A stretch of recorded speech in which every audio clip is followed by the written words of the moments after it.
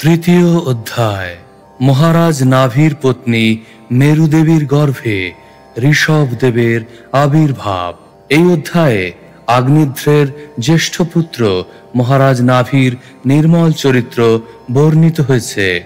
পুত্র লাভের আকাঙ্ক্ষায় মহারাজ নাভি কঠোর তপস্যা করেছিলেন। তিনি তার পত্নী সহ বহু যজ্ঞ অনুষ্ঠান করেছিলেন এবং যজ্ঞেশ্বর বিষ্ণুর আরাধনা করেছিলেন। ভক্তবৎসল ভগবান নাভির ভক্তিতে সন্তুষ্ট হয়ে তার সম্মুখে চতুর্ভুজ মূর্তিতে প্রকাশিত হয়েছিলেন। যজ্ঞ অনুষ্ঠানকারী পুরোহিতেরা তখন তার স্তব করতে শুরু করেছিলেন। তারা তার কাছে প্রার্থনা করেছিলেন মহারাজ নাভি যেন তাঁরই মতো একটি পুত্র লাভ করতে পারেন। এবং তখন ভগবান শ্রীবিষ্ণু মহারাজ নাভির পত্নী মেরুদেবীর গর্ভে ঋষভদেব রূপে জন্মগ্রহণ করবেন বলে তাদের আশ্বাস দিয়েছিলেন। শ্লোক 1। শ্রী শুক উবাচ নাভিরপত্য কামো প্রজয়া মেরুদেব্যা ভগবন্তম যজ্ঞপুরুষম বহিতাত্মা যজত। অনুবাদ। সুখদেব গোস্বামী বললেন, আগ্নিধ্রের পুত্র মহারাজ নাভি পুত্র লাভের বাসনা করেছিলেন এবং তাই তিনি সমাহিত চিত্তে যজ্ঞেশ্বর বিষ্ণুর আরাধনা করেছিলেন। মহারাজ নাভির পত্নী পুত্রহীনা মেরুদেবীও তাঁর পতির সঙ্গে ভগবান শ্রীবিষ্ণুর আরাধনা করেছিলেন। শ্লোক 2। তস্য হবাব শ্রদ্ধয়া বিশুদ্ধ ভাবেন যজতঃ প্রবর্গেষু প্রচরৎসু দ্রব্য দেশ কাল মন্ত্রত্বিক দক্ষিণা বিধান যোগোপপত্য়া দুরধিগমোপি ভগবান ভাগवत वात्सल्यतया सुप्रतिक आत्मानम् अपराजितं निज जनाभिप्रीतार्थ विधित्सया गृहीत हृदयो हृदयंगमं मनोनयनानंदना वयवाभिराममाविश्चकार। অনুবাদ। যজ্ঞে ভগবানের কৃপা লাভ করার জন্য 7টি দিব্য সাধন রয়েছে। 1. মূল্যবান বস্তু বা আহার্য নিবেদন। 2. দেশ বা স্থান অনুসারে কার্য করা। 3. কাল বা সময় অনুসারে কার্য করা। 4. মন্ত্র উচ্চারণ। 5. ঋত্বিক বরণ। 6. দক্ষিণাদান এবং 7. বিধি পালন। কিন্তু এই সমস্ত উপায়ের দ্বারা সর্বদা ভগবানকে পাওয়া যায় না। কিন্তু ভগবান ভক্তবৎসল, তাই তার ভক্ত মহারাজ নাভি যখন শুদ্ধ এবং নির্মল চিত্তে প্রবর্গ নামক যজ্ঞ অনুষ্ঠান করে গভীর শ্রদ্ধা ও ভক্তি সহকারে ভগবানের আরাধনা এবং স্তব করেছিলেন, তখন পরম দয়ালু পরমেশ্বর ভগবান তাঁর ভক্তবাৎসল্য হেতু তাঁর অপরাজিত পরম আকর্ষণীয় চতুর্ভুজ মূর্তিতে মহারাজ নাভির সম্মুখে আবির্ভূত হয়েছিলেন। এইভাবে তার ভক্তের বাসনা পূর্ণ করার জন্য পরমেশ্বর ভগবান তাঁর অপূর্ব সুন্দর রূপ নিয়ে তার ভক্তের সম্মুখে আবির্ভূত হয়েছিলেন। ভগবানের এই রূপ ভক্তের মন এবং নয়নের আনন্দ প্রদান করে। তাৎপর্য। ভগবদ্গীতায় স্পষ্টভাবে উল্লেখ করা হয়েছে, ভক্ত্যা মাম অভিজানাতি ইয়াবন্যশ্চাস্মি তত্ত্বতঃ ততো মাম তত্ত্বতো জ্ঞাত্বা বিশতে তদনন্তরম। ভক্তির দ্বারাই কেবল পরমেশ্বর ভগবানকে তত্ত্বত জানা যায়। এই প্রকার ভক্তির দ্বারা যখন পূর্ণরূপে ভগবানকে জানা যায়, তখন ভগবত ধাম বৈকুণ্ঠ লোকে প্রবেশ করা যায়। ভগবদ্গীতা 18:55। ভগবত ভক্তির প্রভাবে ভগবানকে হৃদয়ঙ্গম করা যায় এবং দর্শন করা যায়। এছাড়া অন্য কোনো উপায়ে তা সম্ভব নয়। মহারাজ নাভি যদিও তাঁর কর্তব্য কর্ম সম্পাদন এবং যজ্ঞ অনুষ্ঠান করেছিলেন, তবুও বুঝতে হবে যে তাঁর যজ্ঞ অনুষ্ঠানের জন্য ভগবান তাঁর সম্মুখে আবির্ভূত হননি। তিনি তার অপূর্ব সুন্দর রূপ নিয়ে তার সম্মুখে আবির্ভূত হয়েছিলেন কেবল তার ভক্তির জন্য। ব্রহ্ম সংহিতায় 5:30 বলা হয়েছে যে ভগবানের আদিরূপ পরম সুন্দর। বেনুং কনন্ত মরবিন্দ দলায় তাক্ষং বর্হাবতং সমসিতাম্বুদ সুন্দরাঙ্গম। পরমেশ্বর ভগবানের অঙ্গকান্তি শ্যামবর্ণ হলেও তা অত্যন্ত সুন্দর। শ্লোক 3।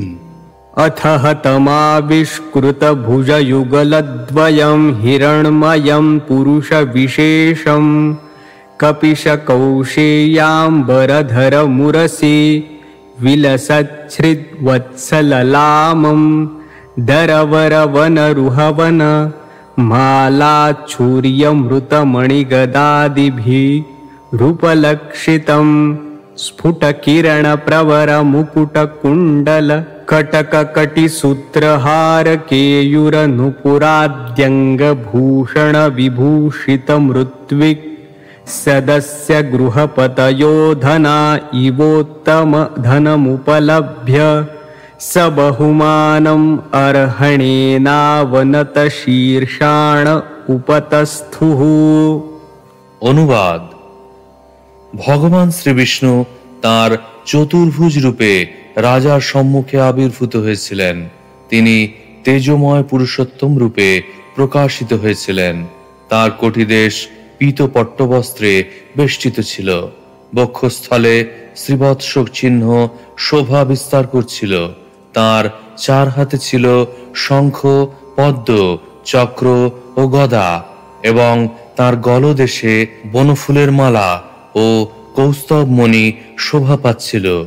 মুকুট, কুণ্ডল, বলয়, কোটিসূত্র, মুক্তাহার, কেউর ও নূপুর আদি উজ্জ্বল রত্নখচিত অঙ্গভূষণে তিনি অত্যন্ত সুন্দরভাবে সজ্জিত ছিলেন। দরিদ্র ব্যক্তি যেমন অকস্মাৎ প্রচুর ধনরাশি লাভ করে অবর্ণনীয় আনন্দ অনুভব করে, মহারাজ নাভি, তার পুরোহিত এবং পার্ষদগণ ভগবানকে তাদের সম্মুখে উপস্থিত দেখে সেই প্রকার আনন্দ অনুভব করেছিলেন। তারা গভীর শ্রদ্ধা সহকারে অবনত মস্তকে পূজার উপকরণ নিবেদন করে তার আরাধনা করেছিলেন। তাৎপর্য: এখানে স্পষ্টভাবে উল্লেখ করা হয়েছে যে পরমেশ্বর ভগবান একজন সাধারণ মানুষের মতো আবির্ভূত হননি। তিনি মহারাজ নাভি এবং তার পার্শ্বদের সম্মুখে পুরুষোত্তম রূপে আবির্ভূত হয়েছিলেন। বেদে উল্লেখ করা হয়েছে নিত্য নিত্যানাং চেতন চেতনানাম। পরমেশ্বর ভগবানও পুরুষ, তবে তিনি হচ্ছেন পরম পুরুষ। ভগবদ্গীতায় 7:7 ভগবান স্বয়ং বলেছেন, মত্ত পরতরং নান্যৎ কিঞ্চিদস্তি ধনঞ্জয়। হে ধনঞ্জয়, অর্জুন, আমার থেকে পরতর সত্য আর কিছু নেই। ভগবান শ্রীকৃষ্ণ থেকে অধিক আকর্ষণীয় অথবা অধিক প্রভাবশালী আর কেউ নেই। সেটিই হচ্ছে সাধারণ জীব এবং ভগবানের মধ্যে পার্থক্য। ভগবান বিষ্ণুর দিব্য রূপের এই বর্ণনা থেকে অন্যান্য জীবের সঙ্গে ভগবান শ্রীবিষ্ণুর পার্থক্য সহজেই নিরূপণ করা যায়। তাই মহারাজ নাভি, তার পুরোহিত এবং পার্শ্বদেরা সকলে তাকে তাদের সশ্রদ্ধ প্রণতি নিবেদন করেছিলেন এবং বিবিধ পূজোপকরণের দ্বারা তার পূজা করতে শুরু করেছিলেন। ভগবদ্গীতায় 6:22 বর্ণনা করা হয়েছে, জং লব্ধা চাপরং লাভং মন্যতে নাধিকং তত। অর্থাৎ তা লাভ করার পর মানুষ মনে করে যে তার থেকে বড় লাভ আর কিছু নেই। কেউ যখন প্রত্যক্ষভাবে ভগবানকে উপলব্ধি এবং দর্শন করেন, তখন তার মনে হয় যে তিনি সর্বশ্রেষ্ঠ বস্তু প্রাপ্ত হয়েছেন। রসহপস্য পরং দৃষ্টা নিবর্ততে। কেউ যখন উচ্চতর স্বাদ প্রাপ্ত হন, তখন তার চেতনা স্থির হয়, অর্থাৎ তিনি আর তখন নিম্নতর বস্তু আস্বাদনের জন্য লালায়িত হন না। পরমেশ্বর ভগবানকে দর্শন করলে আর জড় বস্তুর প্রতি কোনো আকর্ষণ থাকে না। তখন তিনি ভগবানের আরাধনায় স্থির হন। শ্লোক 4-5। ऋत्विज उचुः अर्हसि मुहुरहत्तमार्हणम् अस्माकम् अनुपथानां नमो नम इत्येतावत्सद् उपशिक्षितं को अर्हति पुमान् प्रकृतिगुणव्यतिकरमतिरनिश ईश्वरस्य परस्य प्रकृतिपुरुषयोर्वाक्तनाभिर्नाम रूपाकृतिभिः रूपनिरूपणम् सकल जननिकाय वृजिन निरसन शिवतम प्रवर गुणगणैक देश कथनादृते। অনুবাদ। ঋত্বিকগণ ভগবানের স্তুতি করে বললেন, হে পূজ্যতম, আমরা আপনার ভৃত্য। যদিও আপনি পরিপূর্ণ, তবুও দয়া করে আপনার অহৈতুকী কৃপার প্রভাবে আপনার নিত্য দাস আমাদের যৎকিঞ্চিত সেবা গ্রহণ করুন। আমরা আপনার দিব্যরূপ সম্বন্ধে বাস্তবিকই অবগত নই, কিন্তু বৈদিক শাস্ত্র এবং আচার্যদের শিক্ষা অনুসারে আমরা কেবল বারবার আপনাকে আমাদের সশ্রদ্ধ প্রণতি নিবেদন করি। বিষয়াসক্ত জীবেরা জড়া প্রকৃতির গুণের প্রতি অত্যন্ত আসক্ত এবং তাই তারা কখনো পূর্ণ নয়। কিন্তু আপনি সমস্ত জড় ধারণার অতীত। আপনার নাম, রূপ, গুণ সবই চিন্ময় এবং ব্যবহারিক জ্ঞানের অতীত। বাস্তবিক পক্ষে কে আপনাকে জানতে পারে? জড় জগতে আমরা কেবল জড় নাম এবং গুণই অনুভব করতে পারি। পরম পুরুষ আপনাকে সশ্রদ্ধ প্রণতি এবং প্রার্থনা নিবেদন করা ছাড়া আমাদের আর কোনো সামর্থ্য নেই। আপনার সর্বমঙ্গলময় দিব্য গুণাবলীর কীর্তন সমগ্র মানব জাতির সমস্ত পাপ নিরসন করতে পারে। আপনার সেই মহিমা কীর্তনই আমাদের পক্ষে সবচাইতে পবিত্র কর্তব্য এবং তার ফলে আমরা আপনার অলৌকিক স্থিতির অংশমাত্র জানতে পারব। তাৎপর্য: জড় অনুভূতির সঙ্গে পরমেশ্বর ভগবানের কোনো যোগ নেই। নির্বিশেষবাদের প্রবর্তক শঙ্করাচার্য পর্যন্ত বলেছেন, নারায়ণ পরহ ভক্তাৎ। পরমেশ্বর ভগবান নারায়ণ জড় ধারণার অতীত। ভগবানের রূপ এবং গুণ সম্বন্ধে আমরা জল্পনা কল্পনা করতে পারি না। বৈদিক শাস্ত্রে বর্ণিত ভগবানের রূপ এবং কার্যকলাপকে আমাদের প্রামাণিক তথ্য বলে মেনে নিতে হবে।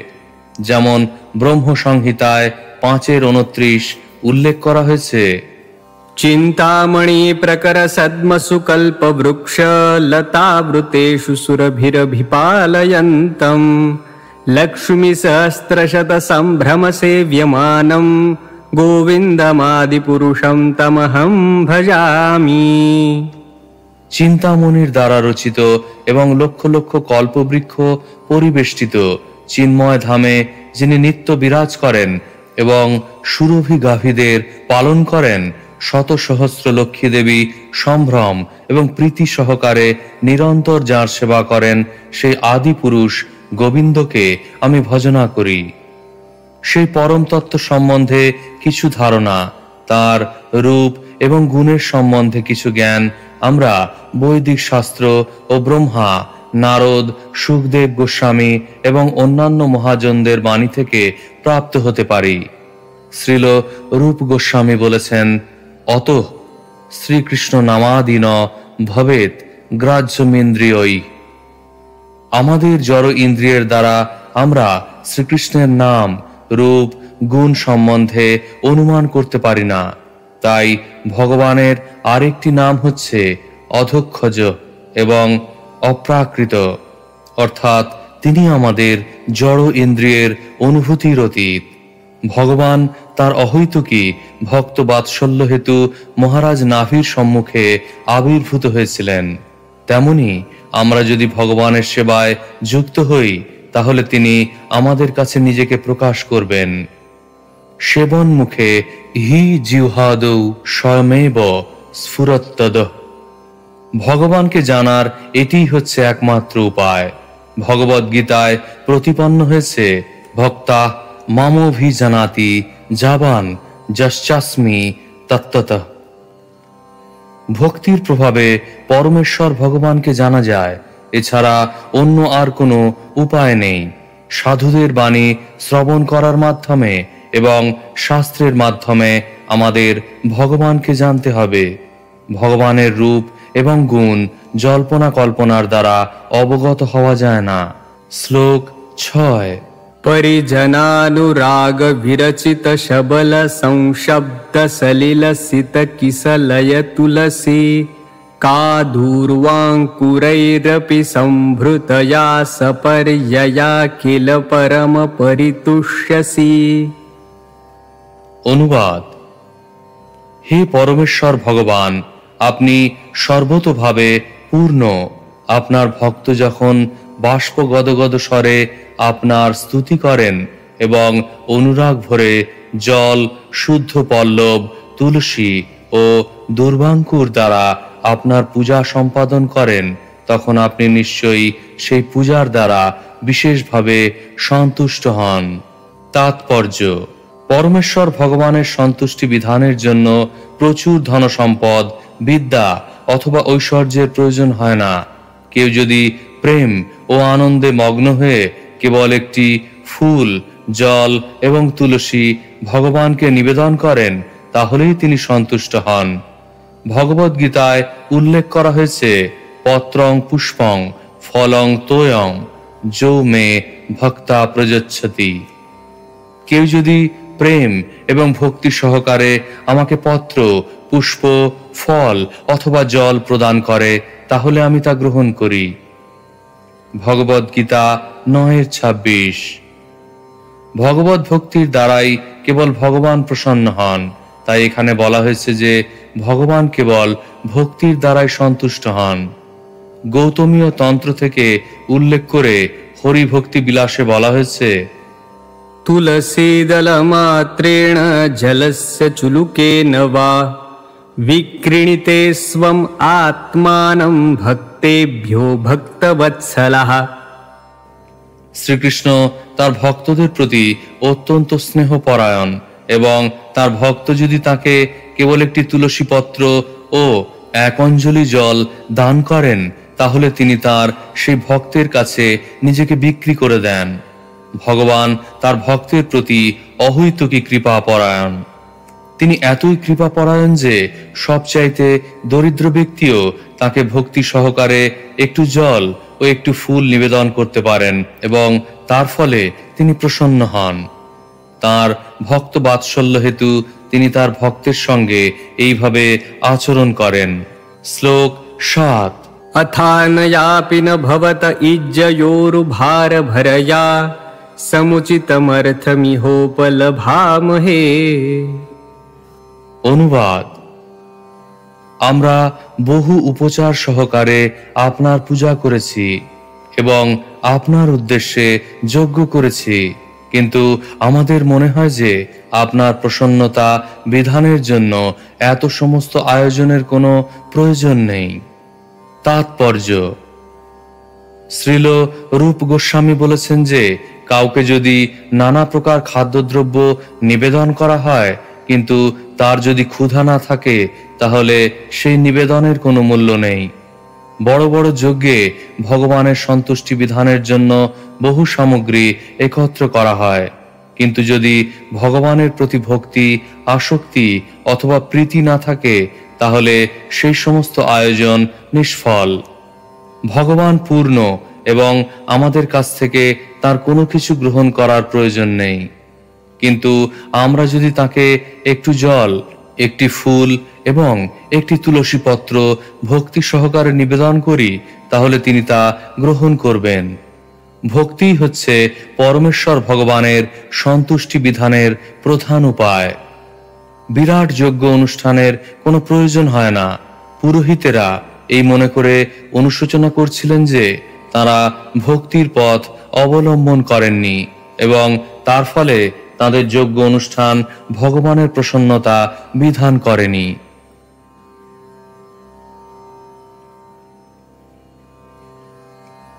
শ্লোক 8।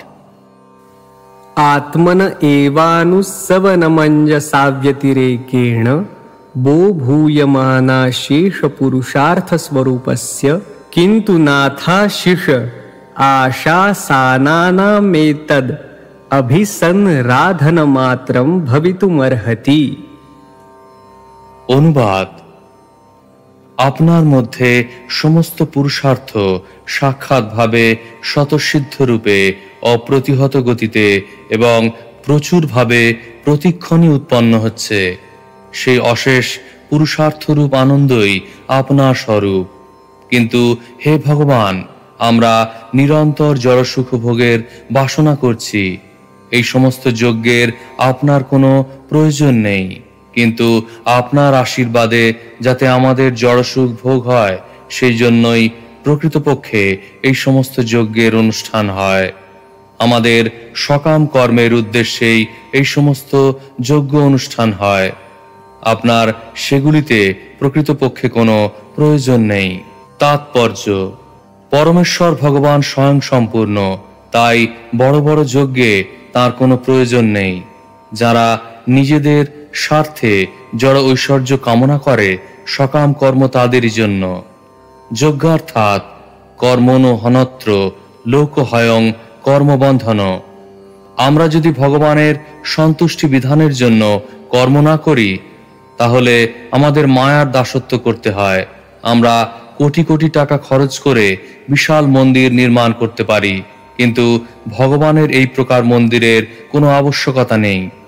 ভগবানের আবাসস্থল স্বরূপ লক্ষ লক্ষ মন্দির রয়েছে এবং আমাদের প্রচেষ্টার কোনো প্রয়োজন তার নেই। ঐশ্বর্যময় কার্যকলাপের কোনো প্রয়োজন তার নেই। এই সমস্ত কার্যকলাপ আমাদের নিজেদের লাভের জন্যই অনুষ্ঠিত হয়। আমরা যদি আমাদের অর্থ দিয়ে এক বিশাল মন্দির তৈরি করি, তাহলে আমরা আমাদের কর্মফলের বন্ধন থেকে মুক্ত হতে পারব। এটি আমাদেরই লাভের জন্য। অধিকন্তু আমরা যদি ভগবানের জন্য সুন্দর কিছু তৈরি করার চেষ্টা করি, তাহলে তিনি প্রসন্ন হন এবং আমাদের আশীর্বাদ করেন। মূল কথা হচ্ছে যে এই প্রকার বিশাল আয়োজন ভগবানের জন্য নয়, আমাদেরই জন্য।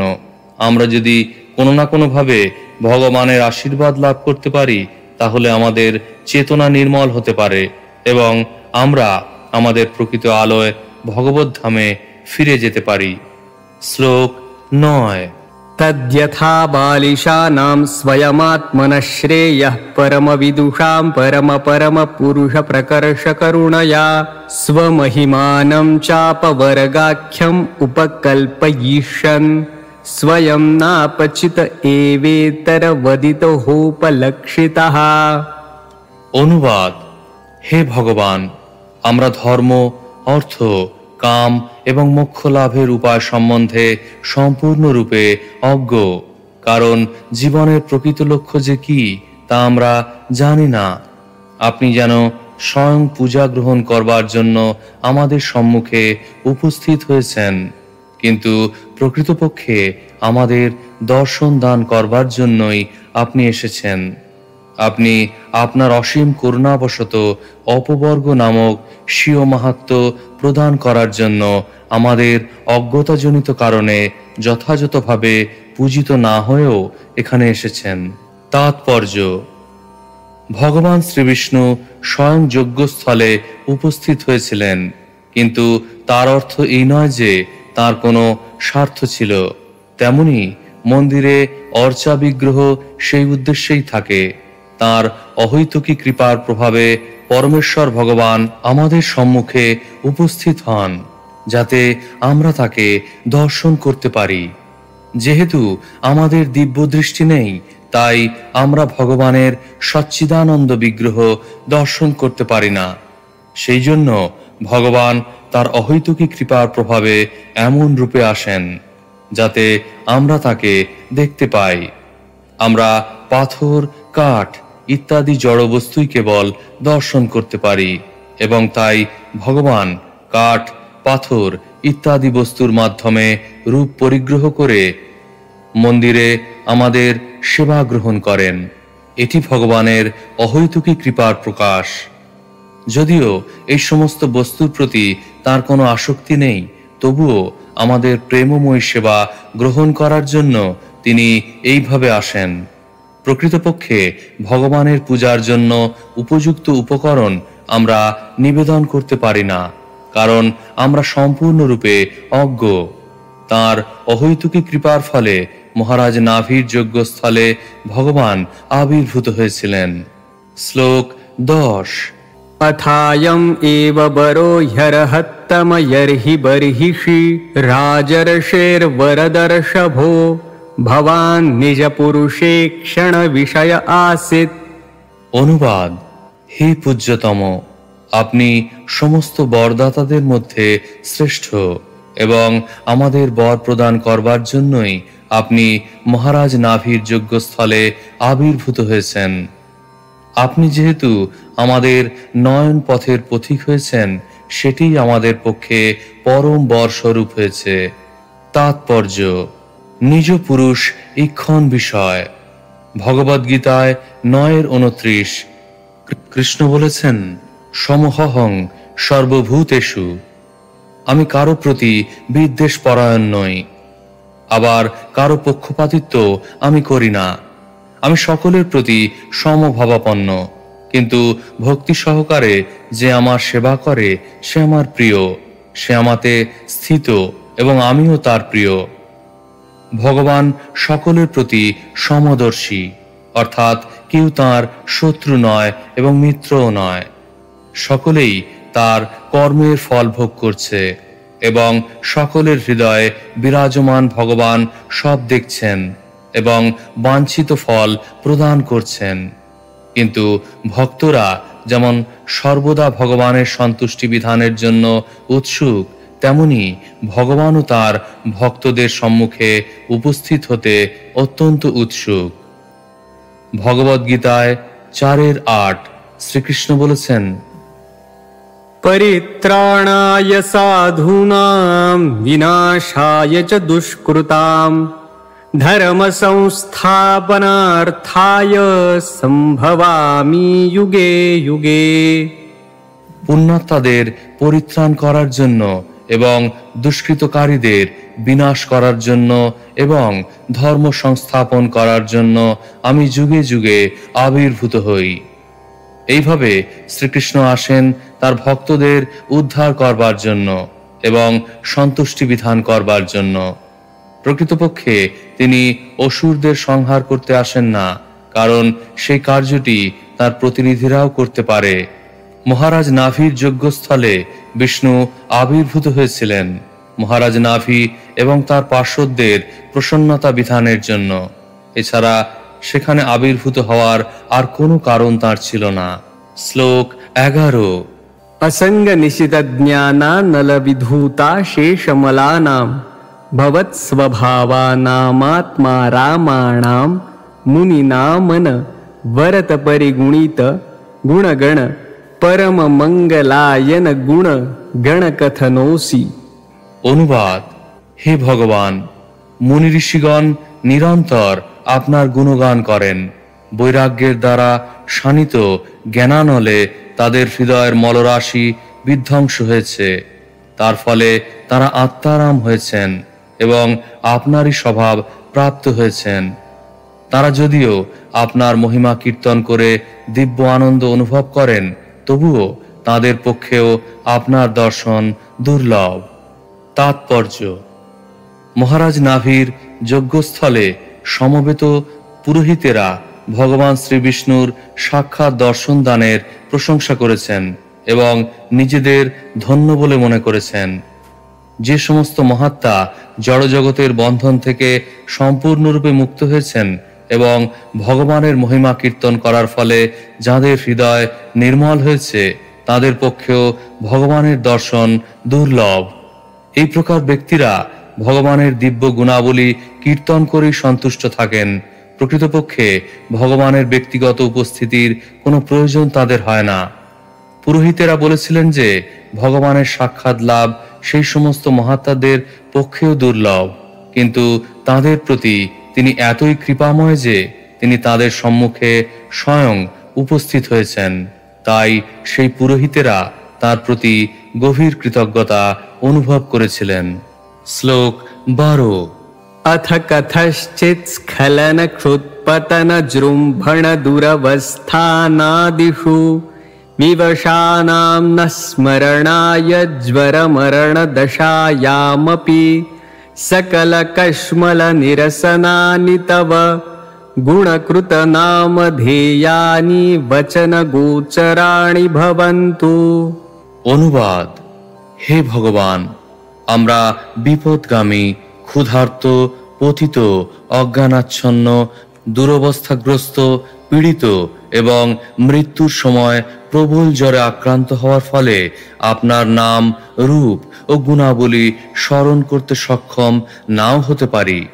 তাই আমরা আপনার কাছে প্রার্থনা করছি, হে ভক্তবৎসল ভগবান, আপনার যে দিব্য নাম, গুণ এবং লীলাসমূহ সমস্ত পাপ থেকে মানুষকে মুক্ত করতে পারে তা স্মরণ করতে আপনি আমাদের সাহায্য করুন।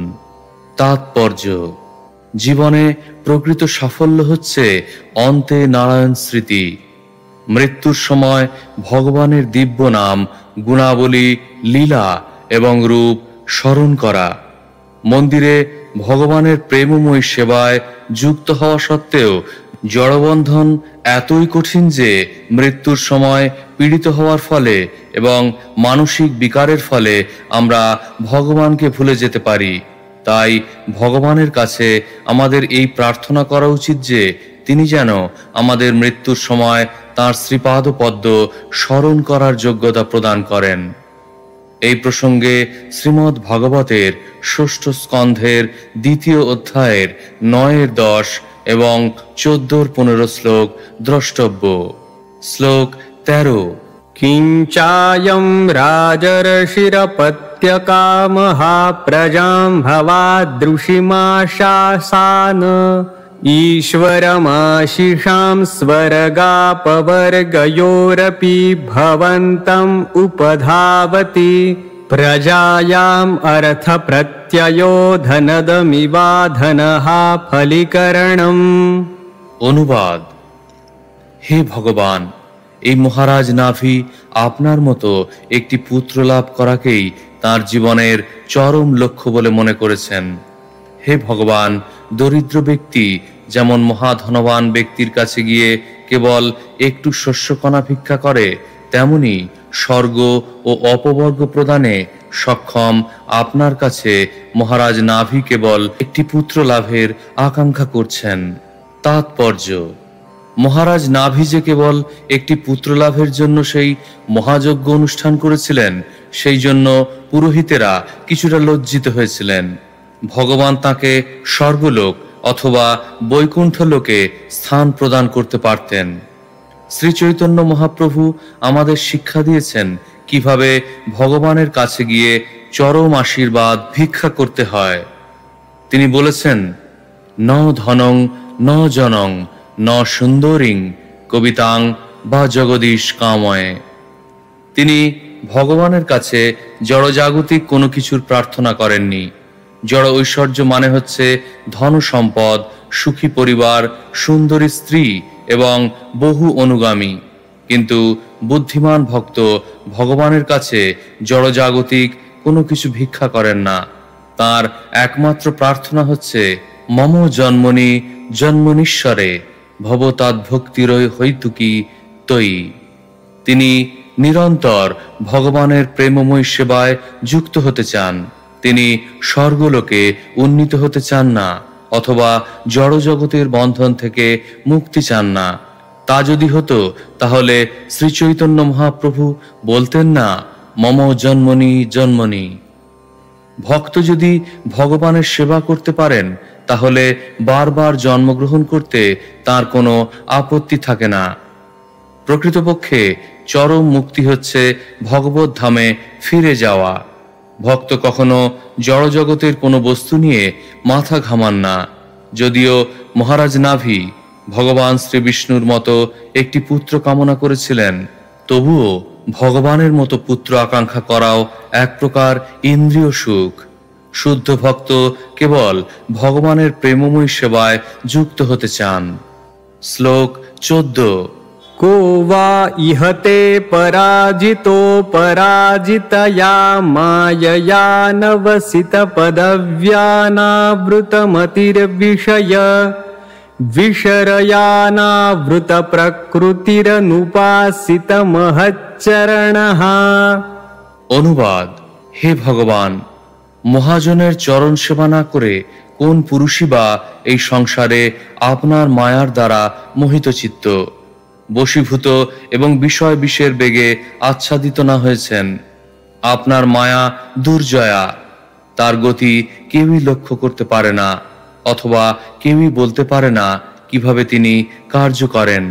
তাৎপর্য: মহারাজ নাভি পুত্রলাভের জন্য মহান যজ্ঞ করছিলেন।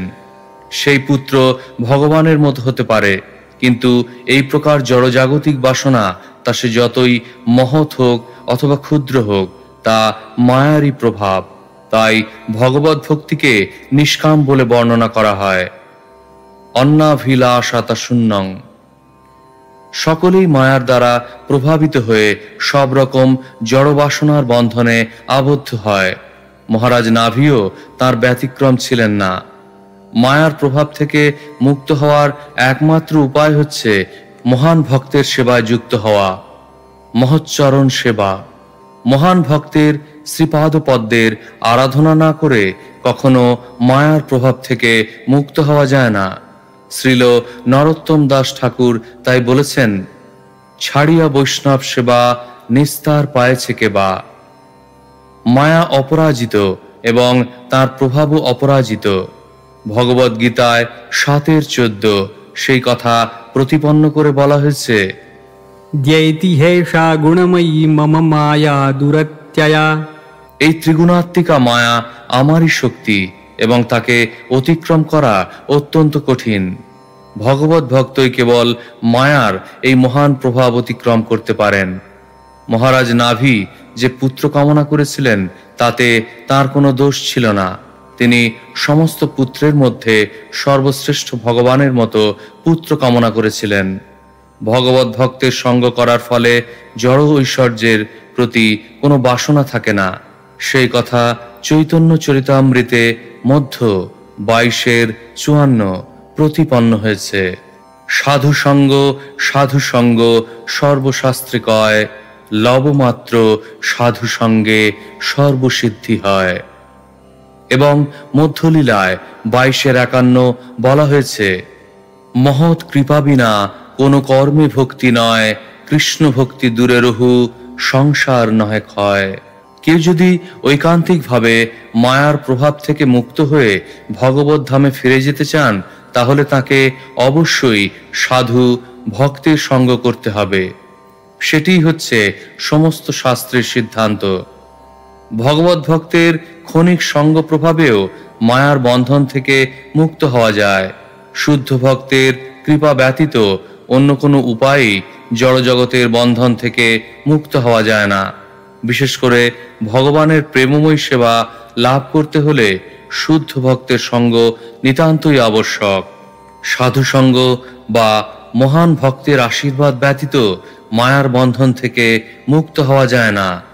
শ্রীমদ্ ভাগবতে 7:5-32 প্রহ্লাদ মহারাজ বলেছেন, नैषां मतिस्तावदुरुक्रमाङ्घ्रिं स्पृशत्यनर्थापगमो यदर्थः महीयसां पादरजोऽभिषेकं निष्किञ्चनानां न वृणीत यावत्। মহান ভক্তের পদরজ মস্তকে ধারণ না করলে পাদ রজোভিষেকম, ভগবানের শুদ্ধ ভক্ত হওয়া যায় না। শুদ্ধ ভক্ত নিষ্কিঞ্চন, অর্থাৎ জড় জগৎকে ভোগ করার কোনো বাসনা তার নেই। সেই গুণ অর্জন করতে হলে শুদ্ধ ভক্তের শরণ গ্রহণ করতে হয়। শুদ্ধ ভক্ত সর্বদাই মায়ার বন্ধন থেকে মুক্ত। শ্লোক 15।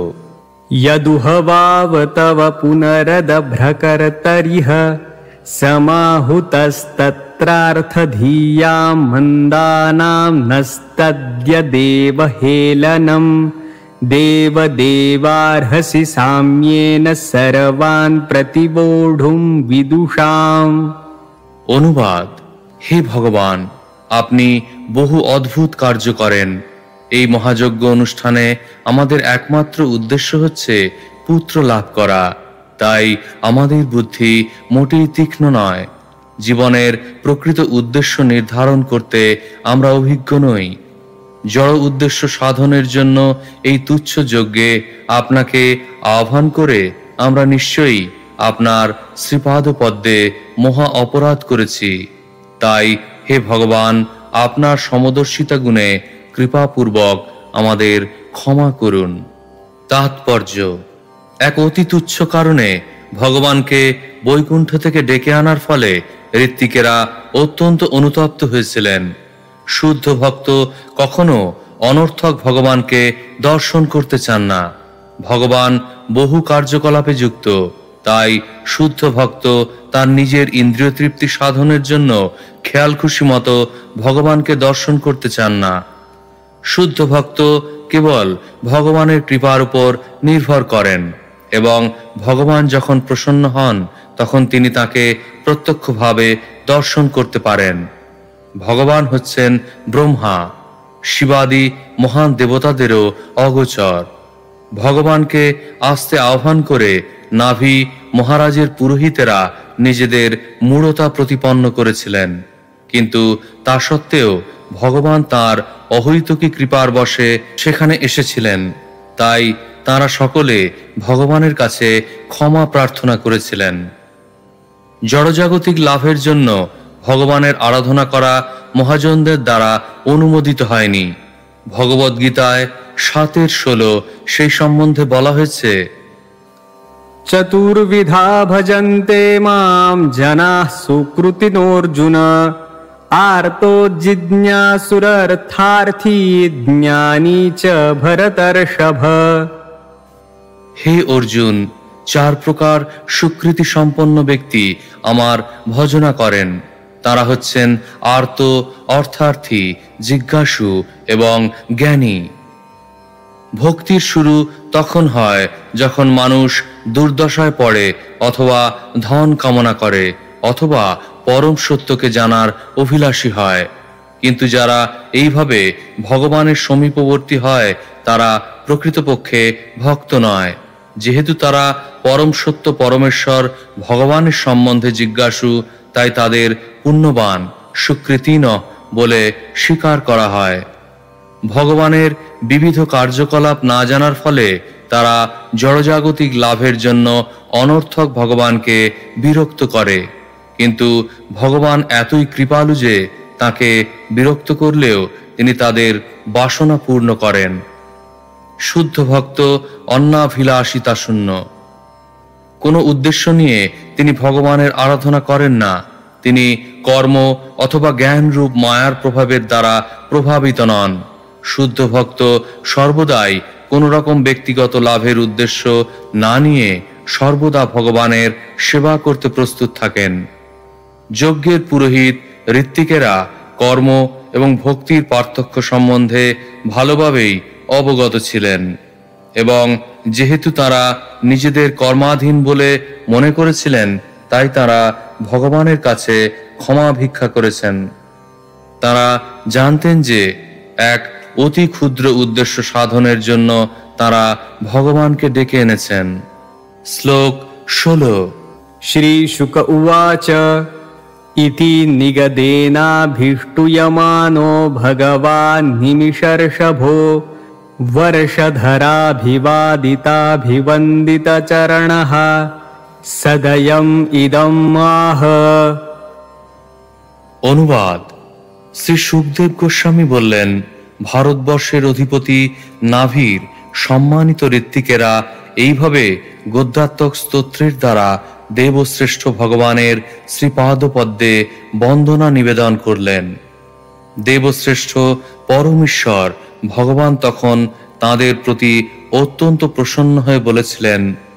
শ্লোক 17। श्रीभगवानुवाच अहो बताहमृषयो भवद्भिरवितथ गीर्भीर्वरमसुलभम् अभियाचितो यदमुष्यात्मजो मया सदृशो भूयाद् इति ममाहमेवाभिरूपः कैवल्यादथापि ब्रह्मवादो न मृषा भवितुमर्हति ममैव हि मुखं यद् द्विजदेवकुलम्। অনুবাদ: পরমেশ্বর ভগবান বললেন, হে মহর্ষিগণ, আপনাদের স্তবে আমি প্রসন্ন হয়েছি। আপনারা সকলেই সত্যবাক। আপনারা প্রার্থনা করেছেন যে মহারাজ নাভির যেন আমার মতো পুত্র হয়, কিন্তু আমি যেহেতু অদ্বিতীয় পুরুষ এবং কেউই আমার সমতুল্য নয়, তাই আমার মতো আর কাউকে পাওয়া সম্ভব নয়। যাই হোক, যেহেতু আপনারা যোগ্য ব্রাহ্মণ, তাই আপনাদের বচন মিথ্যা হওয়া উচিত নয়। ব্রাহ্মণোচিত গুণাবলী সমন্বিত ব্রাহ্মণদের আমি আমার মুখ বলে মনে করি। তাৎপর্য: অবিতথ গীর্ভি শব্দটির অর্থ হচ্ছে যাদের বাণী মিথ্যা হতে পারে না। শাস্ত্রের নির্দেশ অনুসারে ব্রাহ্মণ বা দ্বিজদের প্রায় ভগবানের মতো সমান শক্তিমান হওয়ার সুযোগ দেওয়া হয়েছে। ব্রাহ্মণ যা বলেন তা কোনো অবস্থাতেই অসত্য হতে পারে না, অথবা তার পরিবর্তন করা যায় না। বৈদিক নির্দেশ অনুসারে ব্রাহ্মণ হচ্ছেন ভগবানের মুখ, তাই সমস্ত বৈদিক অনুষ্ঠানে ব্রাহ্মণকে ভোজন করানো হয়। কারণ ব্রাহ্মণ যখন আহার করেন তখন মনে করা হয় যে ভগবানই আহার করছেন। তেমনি ব্রাহ্মণ যা বলেন তারও পরিবর্তন করা সম্ভব নয়। মহারাজ নাভির যজ্ঞে যে সমস্ত ঋষিরা পুরোহিত হয়েছিলেন তারা কেবল ব্রাহ্মণই ছিলেন না, তারা এতই যোগ্য ছিলেন যে তারা দেবতা বা ভগবানেরই মতো ছিলেন। তা যদি না হতো তাহলে তারা কিভাবে ভগবান শ্রীবিষ্ণুকে সেই যজ্ঞস্থলে আসতে আহ্বান করেছিলেন? ভগবান এক এবং তিনি কোনো ধর্মমতের বা ধর্ম বিশ্বাসের সম্পত্তি নন। কলিযুগের বিভিন্ন ধর্ম বিশ্বাসীরা মনে করে যে তাদের ভগবান অন্যদের ভগবান থেকে ভিন্ন, কিন্তু তা কখনোই সত্য নয়। ভগবান এক এবং বিভিন্ন দৃষ্টিকোণ থেকে তাকে উপলব্ধি করা যায়। এই শ্লোকে কৈবল্যাত শব্দটির অর্থ হচ্ছে যে ভগবানের কোনো প্রতিযোগী নেই, ভগবান কেবল একজনই। শ্বেতাসত্তর উপনিষদে 6:8 বলা হয়েছে, ন তৎ সমস্যাভ্য ধিকশ্চ দৃশ্যতে। কেউই তার সমান নন এবং তার থেকে শ্রেষ্ঠ নন, সেটিই হচ্ছে ভগবানের সংজ্ঞা। শ্লোক 18। तत आग्निध्रिये शकलयावतरयिष्याम्यात्मतुल्यम् अनुपलभमानः। তাৎপর্য: এটি ভগবানের সর্বশক্তিমত্তার একটি দৃষ্টান্ত। যদিও তিনি এক এবং অদ্বিতীয়, তবুও তিনি কখনো তার সাংশের দ্বারা এবং কখনো বিভিন্নাংশের দ্বারা নিজেকে বিস্তার করেন। এখানে ভগবান বিষ্ণু তার সাংশের দ্বারা মহারাজ নাভির পত্নী মেরুদেবীর পুত্ররূপে অবতীর্ণ হবেন বলে অঙ্গীকার করেছেন। ঋত্বিকেরা জানতেন যে ভগবান এক, তবুও তারা তাকে মহারাজ নাভির পুত্ররূপে আবির্ভূত হতে প্রার্থনা করেছেন, যাতে সমগ্র জগৎ জানতে পারে যে পরম সত্য পরমেশ্বর ভগবান এক এবং অদ্বিতীয়। তিনি যখন অবতরণ করেন তখন তিনি বিভিন্ন শক্তিরূপে নিজেকে বিস্তার করেন। শ্লোক 19। श्रीशुक उवाच इति निशामयन्त्या मेरुदेव्याः पतिम् अभिधायन्तर्दधे भगवान्। অনুবাদ: শ্রী সুখদেব গোস্বামী বললেন, এই কথা বলে ভগবান অন্তর্হিত হয়েছিলেন। মহারাজ নাভির পত্নী মেরুদেবী তার পতির পাশেই বসেছিলেন, তাই তিনি ভগবানের সমস্ত কথাই শুনতে পেয়েছিলেন। তাৎপর্য: বৈদিক নির্দেশ অনুসারে পতিকে তার পত্নীর সঙ্গে যজ্ঞ অনুষ্ঠান করতে হয়। সপত্নীকো ধর্ম মাচরেত, পত্নী সহ ধর্ম আচরণ করা উচিত। তাই মহারাজ নাভি তার পত্নী সহ এই মহান যজ্ঞ অনুষ্ঠান করেছিলেন। শ্লোক 20। बर्हिषि तस्मिन् एव विष्णुदत्त भगवान् परमर्षिभिः प्रसादितो नाभेः प्रियचिकीर्षया तदवरोधायने मेरुदेव्यां धर्मान् दर्शयितु कामो वातरशनानां श्रमणानां ऋषीणाम् ऊर्ध्वमन्थिनां शुक्लया तनुवावततार। অনুবাদ। হে বিষ্ণুদত্ত পরীক্ষিত মহারাজ, সেই যজ্ঞের মহর্ষিদের প্রতি ভগবান প্রসন্ন হয়েছিলেন। তাই তিনি ব্রহ্মচারী, সন্ন্যাসী, বানপ্রস্থ এবং যাজ্ঞিক গৃহস্থদের নিজে আচরণ করে ধর্ম অনুষ্ঠানের তত্ত্ব শিক্ষা দেওয়ার জন্য এবং মহারাজ নাভির বাসনা পূর্ণ করার জন্য আবির্ভূত হয়েছিলেন। সেই জন্য তিনি তার গুণাতীত চিন্ময় স্বরূপে মেরুদেবীর পুত্ররূপে আবির্ভূত হন। তাৎপর্য: ভগবান যখন এই জগতে অবতরণ করেন তখন তিনি জড়া প্রকৃতির 3 গুণের দ্বারা সৃষ্ট কোনো দেহ গ্রহণ করেন না। মায়াবাদীরা বলে যে নির্বিশেষ ভগবান সত্যগুণে দেহ ধারণ করে এই জড় জগতে আবির্ভূত হন। শ্রীল বিশ্বনাথ চক্রবর্তী ঠাকুর বলেছেন যে শুক্ল শব্দটির অর্থ হচ্ছে শুদ্ধ সত্য সমন্বিত। ভগবান বিষ্ণু তার শুদ্ধ সত্যরূপ নিয়ে অবতরণ করেন। শুদ্ধ সত্য বলতে বোঝায় নির্মল সত্যগুণ। জড় জগতে সত্যগুণও রজ ও তমগুণের ছোঁয়ায় দূষিত, কিন্তু সত্যগুণ যখন রজগুণ এবং তমগুণের দ্বারা দূষিত নয় তখন তাকে বলা হয় শুদ্ধ সত্য। সত্যং বিশুদ্ধং বসুদেব শব্দিতম। শ্রীমদ্ ভাগবত 4:3-23। সেটি হচ্ছে বসুদেব পদ, যেখানে ভগবান বাসুদেবকে অনুভব করা যায়। শ্রীমদ্ ভগবদ গীতায় 4:7 শ্রীকৃষ্ণ স্বয়ং বলেছেন, यदा यदा हि धर्मस्य ग्लानिर्भवति भारत अभ्युत्थानमधर्मस्य तदात्मानं सृजाम्यहम्। হে ভারত, যখন ধর্মের গ্লানি হয় এবং অধর্মের অভ্যুত্থান হয় তখন আমি অবতরণ করি। ভগবান সাধারণ জীবের মতো প্রকৃতির গুণের দ্বারা বাধ্য হয়ে অবতরণ করেন না। ধর্মান দর্শয়িতুকাম, অর্থাৎ মানুষদের কর্তব্য কর্ম কিভাবে সম্পাদন করতে হয় তা দেখাবার জন্য তিনি অবতরণ করেন। ধর্ম শব্দটি কেবল মানুষদের প্রসঙ্গেই ব্যবহার করা হয়, মনুষ্যেতর প্রাণীদের ক্ষেত্রে ব্যবহার হয় না।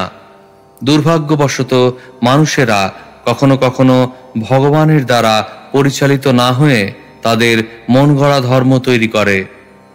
প্রকৃত ধর্ম কখনো মনুষ্য সৃষ্ট হতে পারে না। ধর্মং তু সাক্ষাৎ ভগবৎ প্রণীতম।